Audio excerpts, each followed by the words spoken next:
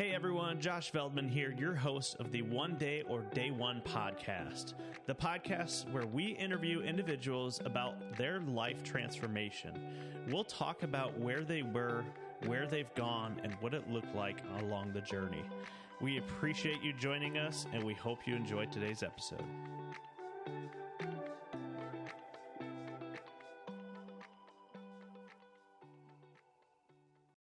All right, everybody, I have Jamie Rogers with me, a good friend, business partner, real estate agent here in the local West Michigan area. And so he has agreed to join the episode today. Podcast is One Day or Day One.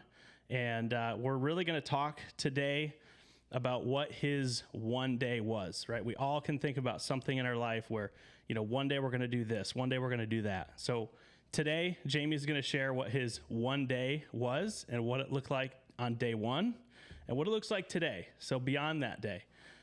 So Jamie, thank you so much for joining. Yeah, thank you for having me. I appreciate it. Yeah. Jamie, let's just kind of start. If you could just give us kind of a history of, what was that one day item for you, and give us some backstory to kind of how you got to that point. Yeah, I mean, to be completely honest, I was the party guy. I enjoyed partying. I enjoyed drinking, and I did drugs too. And that took me on a certain path that wasn't what I was hoping for. It really veered me off course, for lack of a better term. I would say that there was a moment that I can remember specifically where it was kind of my day one. Every day prior to that was a one day. Like, tomorrow I'm going to do better. Tomorrow I'm not going to drink. Tomorrow I'm not going to use.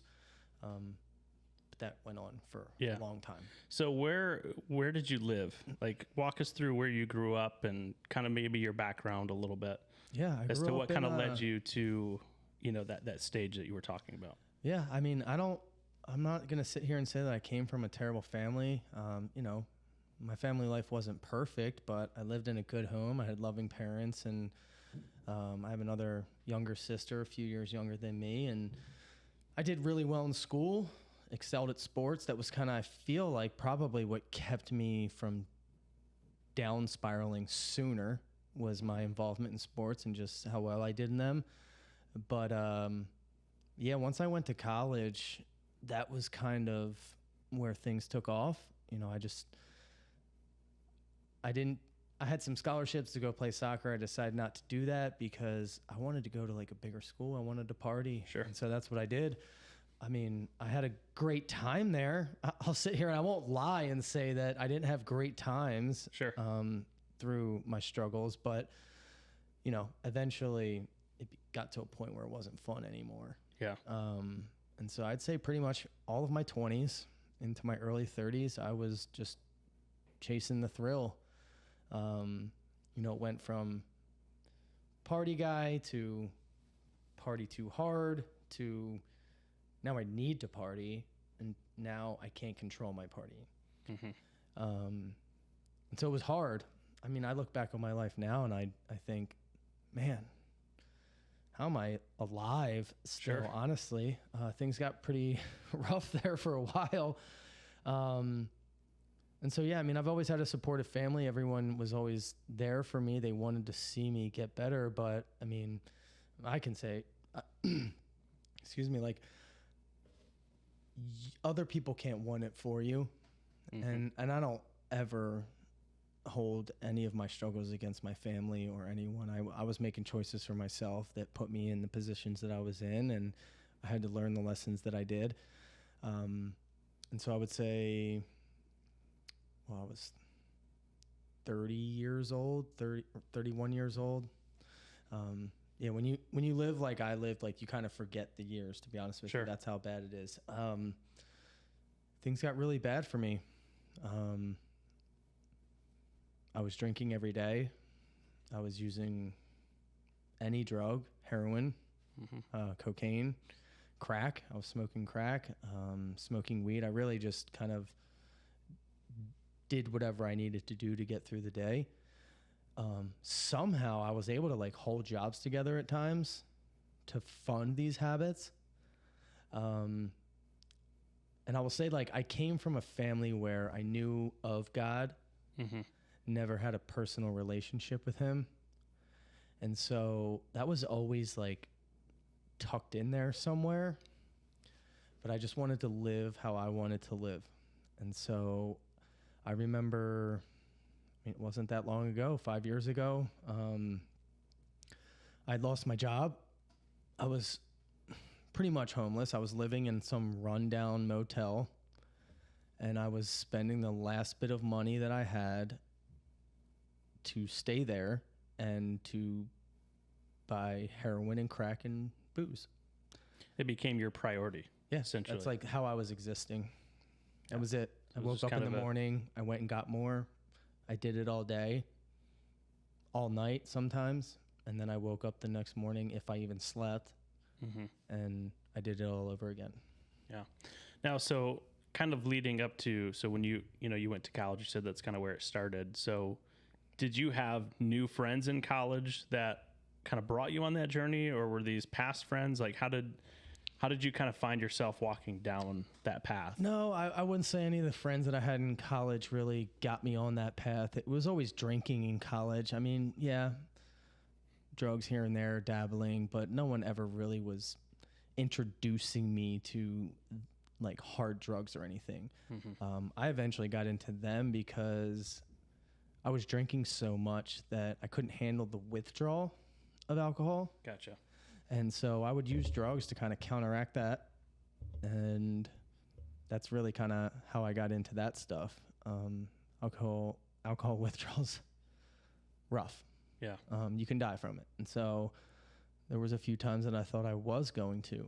And so, yeah. And it's a tough, I mean, I've never been in that situation, so I can't really relate, but I would have to imagine, as you're going through the withdrawal, like your body naturally just wants more, but if you introduce more, you struggle with that limit, right? And that's... Yeah, the alcohol withdrawal, I mean, in the beginning stages, a drink does help,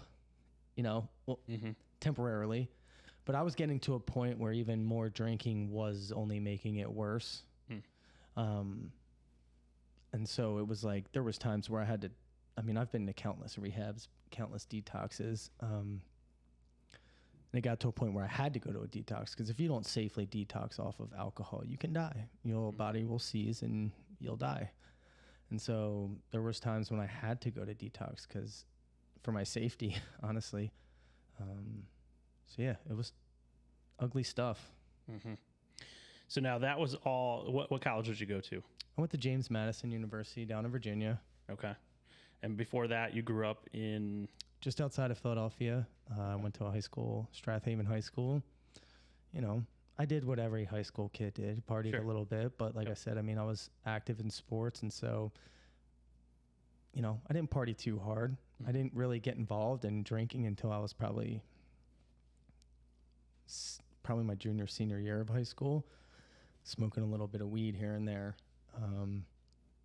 But yeah, the hard drugs and stuff took, I got a taste of it in college, but then once I graduated and moved back home is when I understood that I had a real drinking problem. And then I started getting introduced to the other stuff and kind of just took off from there. Yeah. So at what point would you say that you kind of had that moment of saying, one day I got to make this change? And what got you from saying one day to today's going to be day one? Like, I have to make a change today, and it's non-negotiable. Yeah, I would say for years, I told myself one day. And usually it was like the next day I thought I would do better. And there were days that I did do better. But like, I think when it comes to any real change in someone's life, excuse me, there's like a heart change that has to take place. And I don't think my heart was where it needed to be in order for me to make the changes that I truly wanted to make. And so I eventually always went back to what was comfortable. and that was drinking and drugging. I mean, I overdosed and was Narcan back to life 4 different times. And so even that wasn't enough. I would say the moment that changed everything was, to go back to that, you know, I was sleeping in that motel all day, every day, drinking, drugging. And I remember laying there. It was probably like 3 o'clock in the morning. I was high. I was drunk. And I knew in that moment, I knew that the only thing or person, I should say, that could set me free from it was Jesus. And I remember I cried out, and I remember just thinking to myself, I'm going to die here. I didn't talk to my family in weeks. Nobody knew where I was. It was like the loneliest feeling in the world. And it's humbling for a man to be in a place where you want more than anything in the world to not do something and not have control over it. Mm-hmm. So yeah, I cried out to God that night, and I just said, God, like, if you can get me out of this one more time, like, I'll serve you the rest of my life. And I would love to sit here and say that was the next day was the day that I stopped everything. It wasn't. It took me a few weeks. Like, I was battling. I was going through withdrawal. I went to a detox center, and I remember my aunt and uncle that live here in Michigan. He's a pastor, and they've been believers their whole lives. And he reached out to me and told me about a program in West Michigan called West Michigan Adult and Teen Challenge. It was a Christian program, 1 year long. And I knew, like, that was it. Like, I had to go. Mm-hmm. It was either that or I was going to die. So that's what I did. I remember it was, September 18th, 2019. Flew out to Detroit. My aunt and uncle picked me up and took me there, and I went to Teen Challenge for 1 year. And it was just the tool that allowed me to establish a relationship with Christ that I never knew was imaginable. And you know, yeah, that was just it right there. That was what changed everything. And, like, it was Jesus. I mean, I know without that, I'd be dead for sure. Yeah, that's a great testament. And I appreciate you sharing too, because, you know, obviously I can see you're emotional, and, you know, even on my end, It's hard to relive those moments sometimes, you know, because it's very vivid. I can't, yeah. So it sounds like you had family here in Michigan that was also kind of a part, you know, that program, and they were a part of you coming, you know, back here. So have you been here ever since that program? Yeah. And the funny thing is when I went to that program, I thought, oh, I'm going to go back to Pennsylvania. Not that I wanted to go back to take part in my old life, just that's what I was used to. I wanted to go back home. And I remember saying to my aunt one day, it was like, I was 3 months into the program. She came and picked me up one day. I got like 1 day out with family. And she was like, you should stay here in Michigan. I was like, it would take an act of God to keep me here in Michigan. Here I am, you know, and it's been amazing. I mean, I went from homeless, hopeless, powerless, alcoholic, drug addict to, like, full of hope. I have a beautiful wife at home with 2 beautiful kids. Career that I could never dream of. I mean, I couldn't do that on my own. Right. I tried. Mm-hmm. Oh, that's great. Sorry. No. You're getting emotional. No, I don't blame you. And that's a big change that you've gone through, and you've got a great support system now. And the biggest thing is you've already said you have hope, right, in Christ. And, you know, for anybody that's listening to this right now that doesn't have that, I mean, there is hope in Christ. And the moment you find that and you can come to terms with that and accept that into your life, big things can change. And like you said, it doesn't always happen overnight. The struggles don't go away. We live in a sinful world. And yeah, exactly. Right. The devil works in overtime because he knows, right? He has to in that situation. And so, I appreciate you sharing that. And it's great to see right now, right? You've went from one day to day one. And now, how many years has it been since you've been in that program? It's almost 4 years now. And almost closing in on it.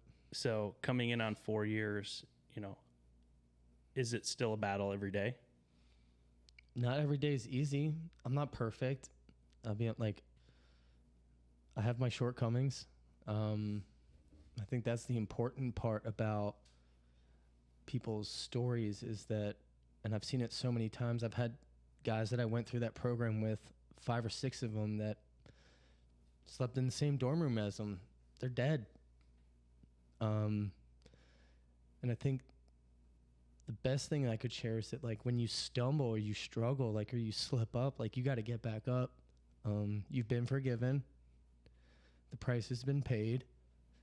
And so you have to just get back up and keep pushing forward, because I think that's the thing that the devil wants to work in, that condemnation, make you feel like you're a failure, wants you to feel shameful and full of guilt. And that's what kept me in that for a long time, is that shame and that guilt and feeling like I didn't deserve a better life, but you do. And so when you stumble or you struggle, you just got to get back up. Yeah. So is there anything else that, you want to share with anybody that may be walking down a similar path to what you were walking? And I know you kind of just shared that and, keep going and keep pushing, but, is there anything else that you think would really help resonate with them?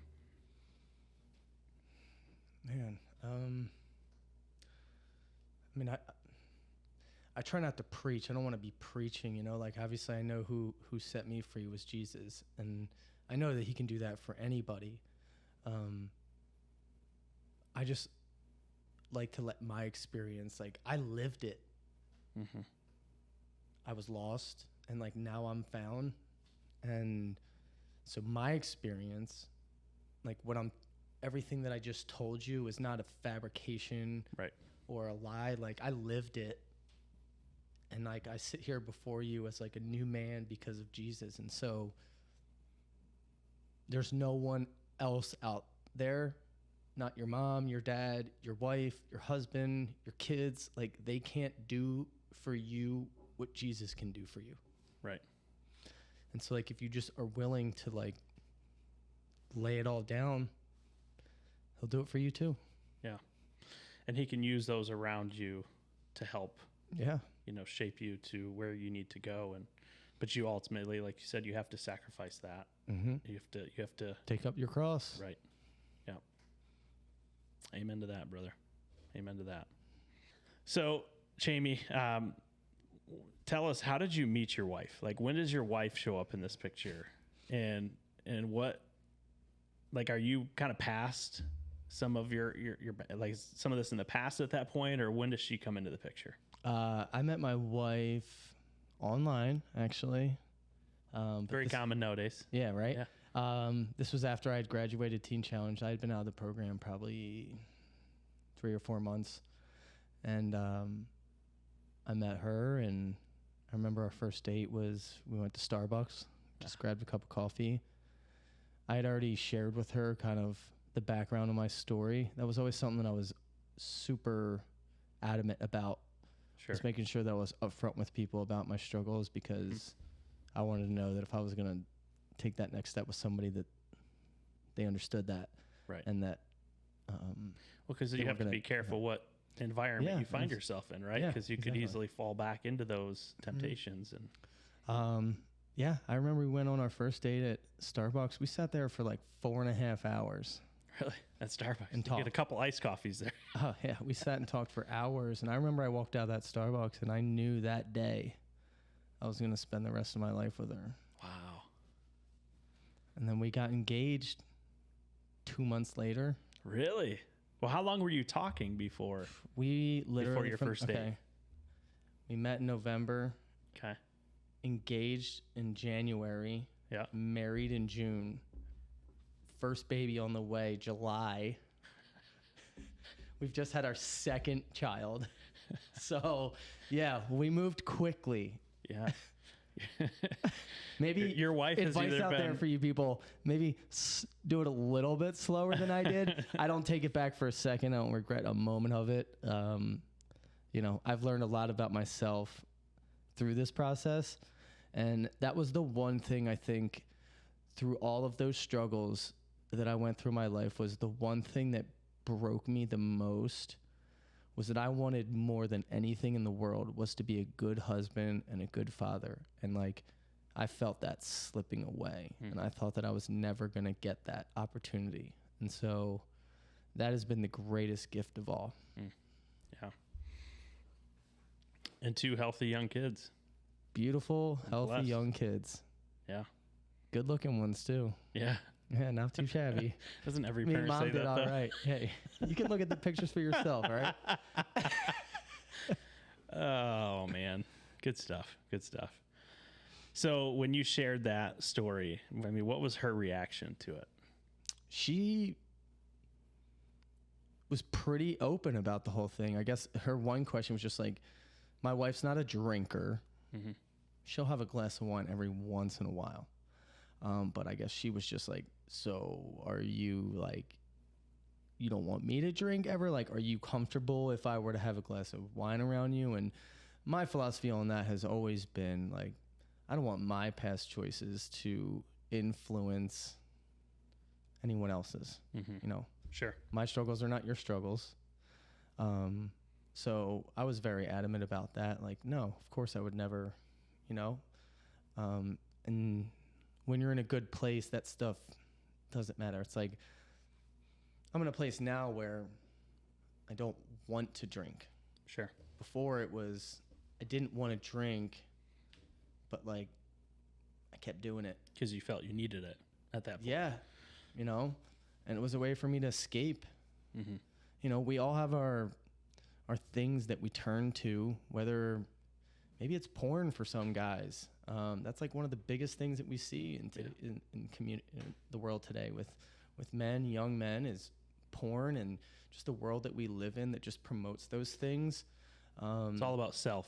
Yeah, it is all about self. It's all about self. It's so easy to just turn to the things that point to us when you're struggling and what's going to make you feel better in that moment, but they're just temporary, like so small. You know, I learned that lesson the hard way. And so I just hope that maybe today I was able to share a little bit of hope with someone that's maybe your thing's not drugs and alcohol, right. You know, whatever it is, you know, there's hope, and like reach out and talk about it. I mean, you got to be willing to accept the help. That's what it took. You know, when my aunt and uncle called me about going to that place, that was like the phone call that changed everything. You know, and I hadn't talked to them in like 15 years. Really? Wow. So this wasn't like they were super close to you. No. I mean, amazing people. It wasn't like we had a bad relationship. Just just wasn't a very darkness prominent and light don't relationship. Coexist. You know, they were living in the light, and also 1,000 miles away from me. I'm living in darkness. I'm not even talking to my own parents, let alone my aunt and uncle that are born again Christians living like for the Lord. Yeah. Right. Well, and especially because in that moment you were already, you mentioned you already felt like you were living in guilt, and that you felt. I was ashamed, like disgusted with myself. So then with your uncle being a pastor, right? I mean, was there even a moment where, because they called you, right? Yeah. When he called me and told me about the program, all he said was, I have a 12-month Christian program. That's all I know about it right now. And I was like, I'm in. He was like, I want you to pray about it. Yeah. And I did, but I knew right then and there, like, this is. Yeah, there's a reason why my uncle. It was hard. That year was 15 years called. Yeah. Really hard. Did you ever hesitate not picking up the phone? No, I didn't. I was so desperate at that point. That was like the first time in my life my family all came together as like one, and we're like, enough's enough. Like either you're gonna do this or you're not, and like if you don't, then kind of I tried to leave that program multiple times. I remember I tried to leave in my first week. For anyone that's has not grown up in a church, for lack of a better term, I'll say it was very animated, spirit filled. Sure. So I wasn't used to that, and that was overwhelming for me. And I thought, I was like, I'm in a cult or something. These people are insane. You got to get me out of here. Yeah. But yeah, I went through some stuff there. It was hard, but it was just all refining process. Yeah. So now, today, if you think about your everyday life, right? You're a real estate agent. You're on the road a lot. You're married. You've got 2 young, some of the best looking kids, right? As you would say. I think so. I'm biased, but okay. Right. Those are your words. I mean, because mine are the best looking. Yeah, I think they're GQ babies, but yeah, GQ. The next Gerber baby, right? Yeah. There's no baby food out there, right? Yeah. Or is that just formula? Anyway, now we're going off here. Are there situations today that you just absolutely do everything you can to avoid, to make sure that you don't, or do you not even find yourself in situations anymore where like that temptation would be everything greater? I've just told everyone here would be a lie if I sat here and said that I haven't had struggles since. There's been some times where I've had drinks. It has been nothing like what my past was, but like it's something that I've stumbled with at times. I think that's been a part of the process for me, like getting to a better place. As far as situations that I avoid, I mean, I'm not in a place in my life anymore where I'm tempted by that stuff. But I don't want to surround myself with just a huge party of drinking. Like those aren't my interests anymore. I have kids, a family, like the things I'm pursuing are different. Not that I judge anyone for doing that. But there's no reason for me to be there. So yeah, I mean, there's certain circumstances, situations that I'll try to avoid just because there's no good reason for me to be there. Yeah. And like you said, you're at a different phase in life than when you were in that point, right? And had you never left that point, you wouldn't be where. Well, there's a saying, you hang around a barbershop long enough, you're going to get a haircut. Right? Yeah. So, I mean, you could apply that to that stuff, you know, like I don't want to, you mess with fire long enough, you get burnt. Yeah. Like I don't want to play that game. So if I can avoid it, I will. There you go. So now if anybody's listening to this and they want to talk through their scenario with you, is that something you're open to? Absolutely. I feel like God he didn't bring me out of what I went through to not share it with other people. I think that's the most beautiful thing about this, is that now I'm able to share that hope with others and love on them and show them that there is hope. So yeah, if there's anyone out there that wants to reach out, you can find me on Facebook, Jamie Rogers. Instagram is The Realtor Dad. The Realtor Dad. Yeah, Realtor Dad. Happy to talk to anyone about it, and yeah, absolutely. And we'll include that information in the description as well, so people can pull it up there. But well, good. Well, I appreciate you joining. I know it's not easy to share that.